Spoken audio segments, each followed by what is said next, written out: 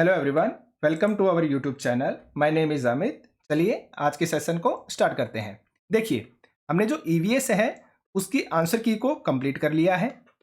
उसके बाद हमने जो सीडीपी की आंसर की है उसको कंप्लीट किया।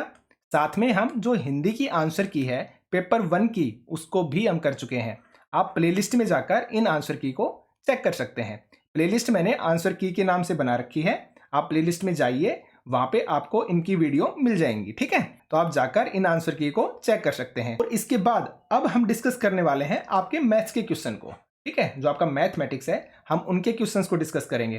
पहले हम फैक्चुअल क्वेश्चंस को कर रहे हैं, देन उसके बाद हम पेडागोजी को डिस्कस करेंगे। ठीक है, ये अभी आपका जस्ट सीटेट का एग्जाम है। ठीक है, अभी आपको काफी और भी चीजें करनी है। अभी आपको टीचिंग एग्जाम्स भी देने हैं, तो इस चैनल पर आपको टीचिंग एग्जाम से रिलेटेड बेस्ट से बेस्ट मटेरियल मिलेगा। तो अगर आप चैनल पर न्यू हैं तो चैनल को सब्सक्राइब कर लीजिए ताकि आपकी कोई भी क्लास मिस ना हो। तो चलिए सेशन को स्टार्ट करते हैं। निम्नलिखित में से कौन सी व्यवस्था संख्याओं को अवरोही क्रम में निरूपित करती है? देखिए, अवरोही क्रम का मतलब होता है आपका उतरता हुआ।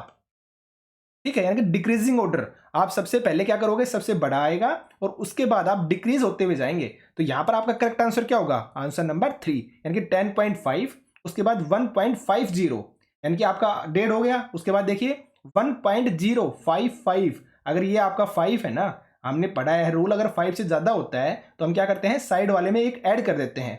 तो आप इसको 1.06 भी लिख सकते हैं। ठीक है, और उसके बाद आपका 1.05, और उसके बाद आपका 1.005, और लास्ट में आपका 0.155। ये होगा आपका डिक्रीजिंग ऑर्डर। ठीक है, आगे बढ़ते हैं। नेक्स्ट क्वेश्चन देखिए आप, 5 - 5 + 5 -5 + 5 -5 और डैश डैश डैश के विषम संख्या पदों का योगफल कितना होगा? ये कंफ्यूजिंग क्वेश्चन है, काफी लोगों ने ये क्वेश्चन गलत किया होगा। देखिए, इस क्वेश्चन को आपको समझना था कि यहां पर वो कहना क्या चाह रहा है। यहां पर बात की गई है two odd number of terms के बारे में बात हुई है। अब यहां पे आप टर्म देखिए, 1 2 3 4 5 और 6। यहां पर 6 सिर्फ और सिर्फ कितनी टर्म है? 6 टर्म है, और वो की आपकी क्या है? इवन नंबर है। अगर आप इनको ऐड करते हैं तो आप ये देखिए, 5 से 5 कैंसिल, 5 से 5 कैंसिल, 5 से 5 कैंसिल। अगर आपकी इवन टर्म है ना तो आंसर आएगा आपका 0। लेकिन यहां पे बात हो रही है आपकी ओड नंबर ऑफ टर्म्स की। यहां पर आप डैश डैश देखिए, इस डैश डैश का मतलब है कि वो इन्फिनिटी तक चल रहा है, और लास्ट में बात कर रहा है आपके ओड नंबर्स की। तो नॉर्मल सी बात है, जब ओड नंबर की बात होगी तो यहां पे 1 + 5 आप और ऐड करेंगे, यानी कि आपकी अब कितनी टर्म हो गई? 7 टर्म हो गई ना। नंबर ऑफ टर्म्स कितनी हो गई? 7, जो कि क्या है? आपकी ओड है। तो यहां पर जो आपका राइट आंसर आएगा, आंसर नंबर सेकंड आएगा, यानी कि 5। आप समझ गए होंगे। ठीक है, आगे बढ़ते हैं। 100 लाख को निम्नलिखित रूप में भी जाना जाता है। 100 लाख, इसका मतलब हो गया आपका 1 करोड़। ठीक है, फिर नॉर्मल सी बात, आप 100 लिख दीजिए। अब 100 के बाद आप क्या लिखेंगे? 1 लाख आपको और लिखना है। इकाई, दहाई, सैकड़ा, हजार, 10,000 और लाख। अब इसको आप क्या करोगे, जब इसको मल्टीप्लाई करते हैं तो आप क्या करते हैं, एक के बाद कितनी जीरो लगा देंगे? ये लगाएंगे ना। 1 2 3 4 5 6 और 7 काउंट कीजिए। इकाई, दहाई, सैकड़ा, हजार, 10,000, लाख, 10 लाख और करोड़। तो क्या होगा आपका correct answer? Answer number first. आगे चलते हैं। 100 में एक पूर्ण संख्या जोड़ी जाती है और फिर वही संख्या 100 में से घटा दी जाती है। इस प्रकार प्राप्त हुई दोनों संख्याओं का योगफल क्या होगा? आपने मान लिया आपकी वो पूर्ण संख्या x है, मान लो। ठीक है, तो आप क्या करोगे, 100 के अंदर आपने x को तो जोड़ दिया, और साथ में बोल रहा है कि यही संख्या क्या करती है, 100 में से घटा भी दी जाती है। तो आपने 100 में से ही क्या कर दी, ये घटा दी, और इन दोनों का सम ही बोल रहा है तो सम कर दीजिए। पर नॉर्मल सी बात है, x से x कैंसिल हो जाएगा ना। तो क्या आएगा आपका करेक्ट आंसर? 100 + 100 200, यानी कि आंसर नंबर 3। आगे बढ़ते हैं। निम्नलिखित में से कौन सा 3630 का एक गुणनखंड नहीं है? गुणनखंड नहीं है का मतलब क्या है भाई? नॉर्मल सी बात है, जो गुणनखंड होगा वो इसको डिवाइड करेगा ना। तो इनमें से वो नंबर देख लीजिए आप जो इसको डिवाइड नहीं कर रहा है। तो कौन सा है वो नंबर भाई? 5 है, करेगा। 9 ये आपका नहीं करेगा। 11 भी करेगा और 3 भी करेगा। तो करेक्ट आंसर क्या आएगा? Answer number second. ये सब चीजें हम डिटेल में करेंगे। अभी हम एनसीईआरटी का मैथमेटिक्स, साइंस, सोशल साइंस हर एक सब्जेक्ट को स्टार्ट करने वाले हैं। ठीक है, तो ये चैनल आपके लिए मोस्ट इंपॉर्टेंट रहेगा। तो आप चैनल को सब्सक्राइब कर लीजिए ताकि आपकी कोई भी क्लास मिस ना हो। और ये आपकी बेसिक चीजें हैं जो आपके हर एक टीचिंग एग्जाम में मोस्ट इंपॉर्टेंट रहेंगी। और आप किसी चाहिए कॉम्पिटेटिव एग्जाम को दे लेना, वहां पे भी एनसीईआरटी आपकी मोस्ट इंपॉर्टेंट रहने वाली है। और मेरा जो कराने का तरीका है, अगर आपने एक बार थ्योरी क्लासेस को अच्छे से देख लिया, दोबारा एनसीईआरटी उठाने की जरूरत ही नहीं पड़ेगी। ठीक है, तो इसलिए अगर आप चैनल पर न्यू हैं तो चैनल को सब्सक्राइब कर लेना, ठीक है। आगे बढ़ते हैं। देखिए नेक्स्ट क्वेश्चन है आपका, संगीता एक साबुन खरीदना चाहती है जिसका मूल्य कितना है, 10 रुपए है। उसके पास एक 5 रुपए का सिक्का है, यानी कि 5 का हो गया भाई, ठीक है। एक 2 रुपए का सिक्का और एक 5 50 पैसे के सिक्के हैं, तो उसे साबुन खरीदने के लिए और कितनी धनराशि की जरूरत है। तो देखिए आप, एक तो 5 रुपए का सिक्का हो गया, ठीक है भाई। एक 2 रुपए का सिक्का, यानी कि आपने 2 कर दिया ऐड, और एक बोल रहा है 5 50 पैसे। तो जब 5 को आप 50 पैसे से मल्टीप्लाई करेंगे तो कितना आएगा आपके 2.5, यानी कि 2.5 रुपए बन जाएंगे ना।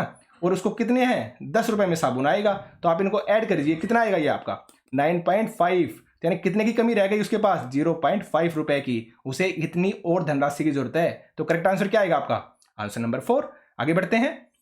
रुबीना ने कार से 16:50, यानी कि आपके शाम के 4:50 पर वो क्या किया, उसने यात्रा शुरू की, और उसी दिन 21:15, यानी कि आपके रात के 9:15 पर समाप्त की। यात्रा पूरी करने के लिए कितना समय लिया गया। तो आप क्या करेंगे भाई, नॉर्मल सी बात है, इनको घटा देंगे या आप यहां से काउंट करके ऐड कर लीजिए। आपका करेक्ट आंसर क्या आएगा, 4 घंटे 25 मिनट, यानी कि आंसर नंबर फर्स्ट। आगे चलते हैं। बढ़ते हुए क्रम में भिन्नों के समूह का चयन कीजिए। भाई देखिए, आपको अच्छे से पता है कोई भी एक नंबर है, उसको आप जितनी बड़ी संख्या से डिवाइड करते हैं ना, वो नंबर उतना ही ज्यादा क्या बनेगा, आपका छोटा बनेगा, ठीक है। तो आप यहां पर आपके लिए एकदम इजी हो गया, क्योंकि एक ही ऐसा नंबर है, ऊपर तो सभी सेम है, नीचे देखिए आप किस में सबसे बड़ा है, ये सबसे बड़ा है भाई। तो करेक्ट आंसर क्या हो जाएगा आपका, आंसर नंबर 3। और हमें क्या लिखना था, बढ़ते हुए क्रम में, यानी पहले सबसे छोटी और फिर उसके बाद सबसे बड़ी। तो करेक्ट आंसर क्या होगा, आंसर नंबर 3। आगे बढ़ते हैं। नेक्स्ट क्वेश्चन को देखिए आप। प्रियदर्शनी ने 4.8 केजी बादाम, 2500 ग्राम किशमिश और 3.5 केजी काजू को मिला दिया तथा इस मिश्रण के बराबर 3 दर्जन पैकेट बना दिए। तो प्रत्येक पैकेट का भार क्या होगा। तो देखिए, सबसे पहले आप यूनिट को इक्वल करेंगे। यहाँ पे किलोग्राम में है और यहाँ पे क्या है, ग्राम में है, और आपका आंसर किसके अंदर है, ग्राम के अंदर गिवन है। तो यानी कि आप क्या करेंगे, किलोग्राम को ग्राम में कन्वर्ट करेंगे। तो आप कन्वर्ट कीजिए भाई, नॉर्मल सी बात है, ये कितना हो जाएगा आपका 4800 ग्राम। ये 2500 ग्राम आपका गिवन है, ये एसटीज हो गया। उसके बाद 3.5 केजी का मतलब क्या हो गया आपका 3500 ग्राम। सबको क्या कर दिया आप, ऐड कर दीजिए। 0 0 8 5 13 और 5 18, 1 4 2 6 3 9 1 10, यानी कि 10,800 क्या हो गया आपका ग्राम हो गया। और कितने पैकेट में, 3 दर्जन पैकेट बना दिए हैं। एक दर्जन में कितने होते हैं आपके 12, तो 3 दर्जन का मतलब क्या हो गया 36। अब आप क्या करेंगे, देखिए आप 10,800 को 36 से डिवाइड कर दीजिए। 36 से जब डिवाइड करेंगे 3 चला जाएगा, 2 0, यानी कि 300 ग्राम। प्रत्येक जो पैकेट का भार होगा कितना आ जाएगा, 300 ग्राम आ जाएगा, ठीक है। तो करेक्ट आंसर क्या होगा, आंसर नंबर फर्स्ट। आगे देखिए। एक वृक्क की भुजा 5 सेंटीमीटर है। यदि इस वृक्क की भुजा दुगनी कर दी जाए तो नया क्षेत्रफल कितने गुना हो जाएगा।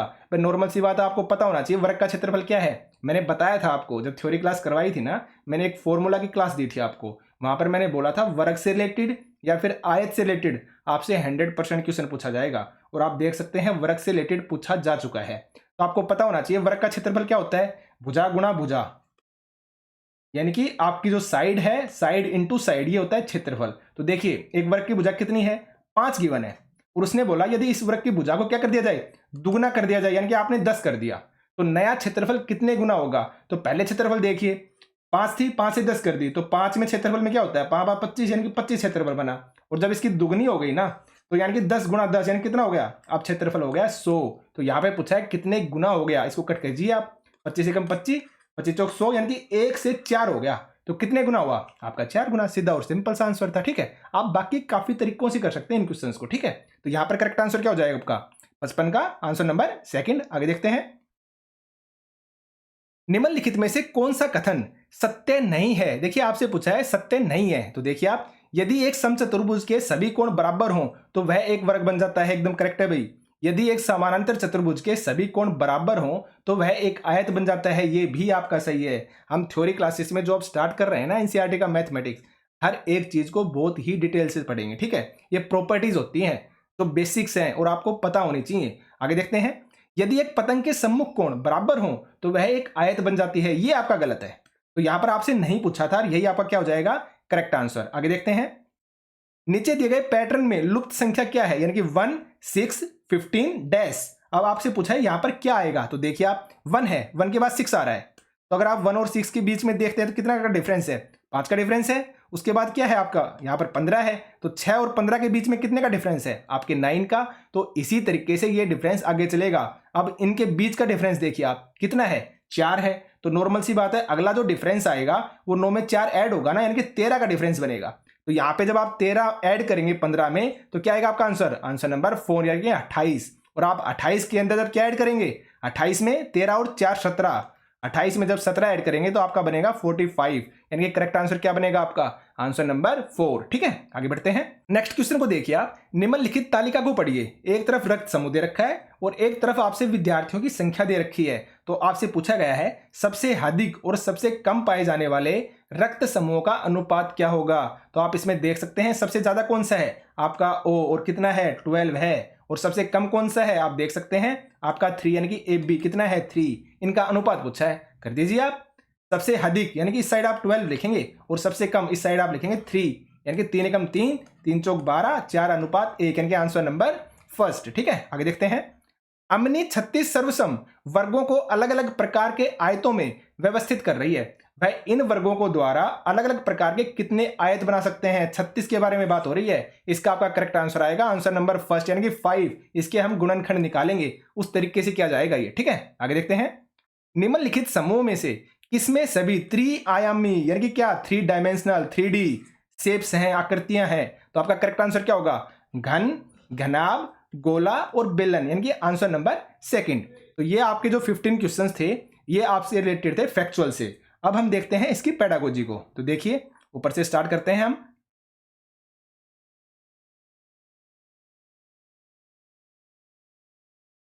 आपका फर्स्ट क्वेश्चन है, निम्नलिखित में से कौन सा प्राथमिक विद्यालय के शिक्षार्थी को भिन्न 2/3 और 4/6 के बीच तुल्यता की कल्पना करने में मदद करने का सबसे उपयुक्त तरीका है। इसका आपका करेक्ट आंसर आएगा आंसर नंबर फर्स्ट यानी कि भिन्न डिस्क का उपयोग करना। ठीक है, आगे देखते हैं।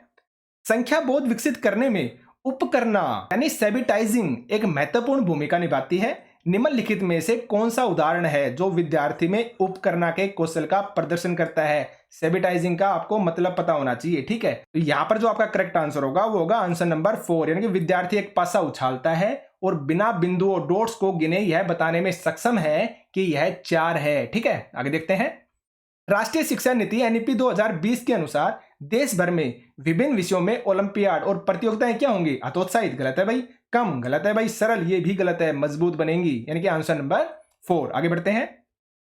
कक्षाई शोध यह दर्शाते हैं कि अधिकांश विद्यार्थी गणित को उसी कक्षा में जो अन्य विषय में वे पढ़ते हैं उनसे अधिक कठिन समझते हैं। गणित की प्रकृति का निम्नलिखित में से कौन सा पहलू इस भय को बढ़ाता है, यानी कि डर को बढ़ाता है। तो देखिए आप, गणित में किसी समस्या का समाधान करने के लिए कई अलग अलग प्रणालियों की व्यापकता, ये तो सही है भाई, ये तो गलत नहीं है।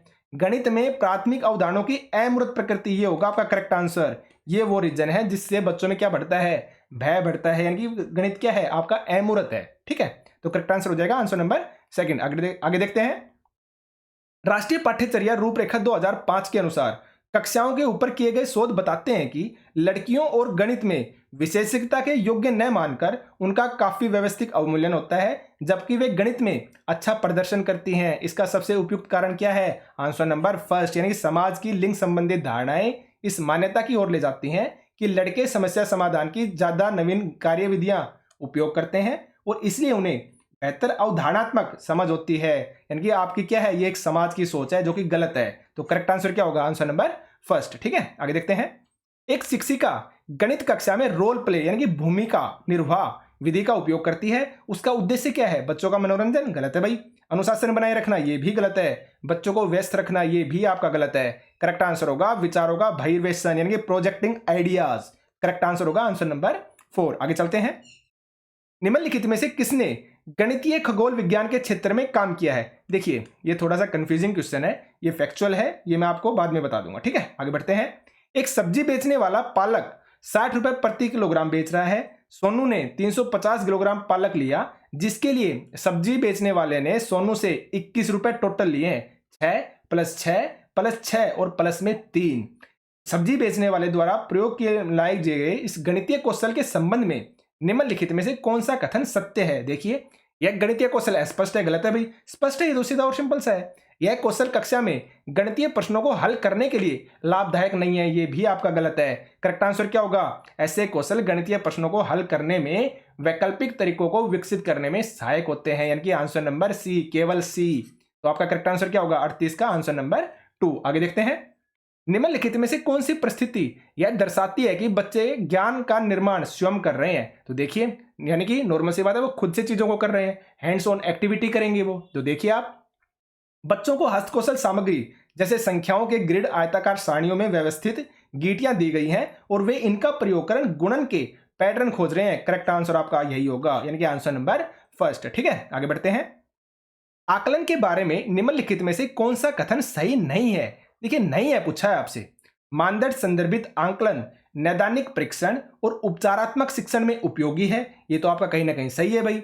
मानक संदर्भित आकलन हमें बताता है कि एक विद्यार्थी अपने प्रदर्शन में अन्य विद्यार्थियों की तुलना में कहाँ खड़ा है या खड़ी है, ये भी आपका सही है। आगे देखिए, मानक संदर्भित आकलन नैदानिक परीक्षण और उपचारात्मक शिक्षण में उपयोगी है, ये भी ठीक है। मानक संदर्भित आकलन विद्यार्थियों की अधिगम में निपुणता का मूल्यांकन करता है, मास्टरी लर्निंग करवाता है। मेरे अकॉर्डिंग ये नहीं होना चाहिए। ठीक है, तो आपका करेक्ट आंसर होगा आंसर नंबर 4। लेकिन फिर भी आप इसको डाउट के अंदर ले लेना। डाउट के अंदर लेने का रीजन क्या है? जो आपका आकलन होता है ना, वो कभी भी तुलना नहीं करता है, लेकिन यहाँ पे तुलना के बारे में भी बात की गई है, तो इसलिए देखते हैं इसका आंसर क्या माना जाता है। तो आप इसको डाउट के अंदर ले लेना। ठीक है, आगे देखते हैं।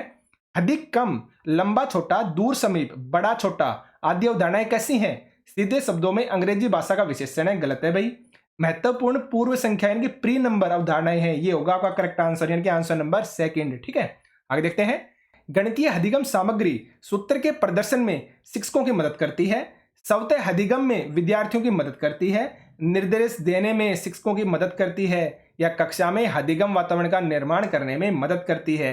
यहां पर आपका करेक्ट आंसर होगा आंसर नंबर बी और आपका answer number D. B and D देखिए कहां पर है, आंसर नंबर फर्स्ट। ठीक है, आगे बढ़ते हैं। निम्नलिखित कथनों में से कौन सा कथन सही नहीं है? देखिए, नहीं है पूछा है, तो नई वाले क्वेश्चन है उनको अच्छे से देखा करो आप। गणित में त्रुटियां शिक्षकों को उनके पाठ की योजना बनाने में मदद करती है। हाँ भाई, करती हैं, सही बात है।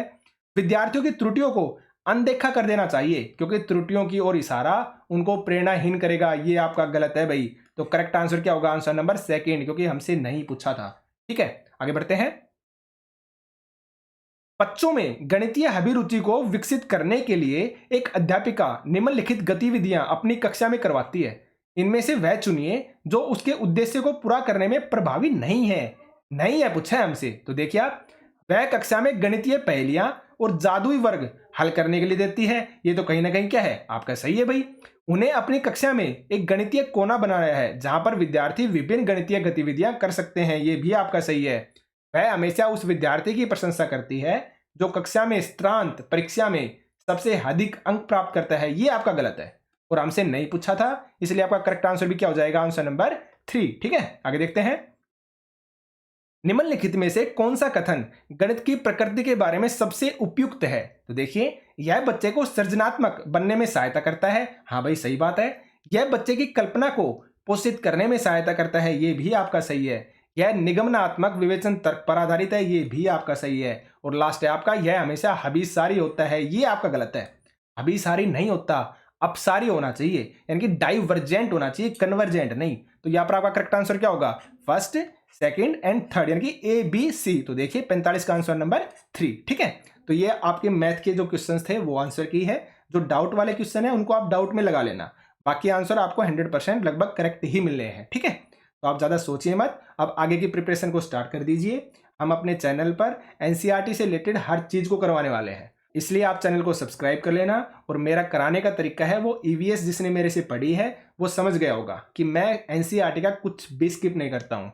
तो एकदम बेस्ट तरीके से, एकदम परफेक्ट तरीके से आपको सिलेबस करवाया जाएगा, जो आपके चाहे टीचिंग एग्जाम हो चाहे फिर कॉम्पिटिटिव एग्जाम हो, हर जगह यूजफुल होगा। ठीक है, तो अगर आप चैनल पर न्यू हैं तो चैनल को सब्सक्राइब कर लेना और बेल नोटिफिकेशन को आप ऑन कर लेना, ताकि जब भी मैं क्लास डालूं आपके पास नोटिफिकेशन पहुंच जाए। तो आज के सेशन में सिर्फ इतना ही था। Thank you.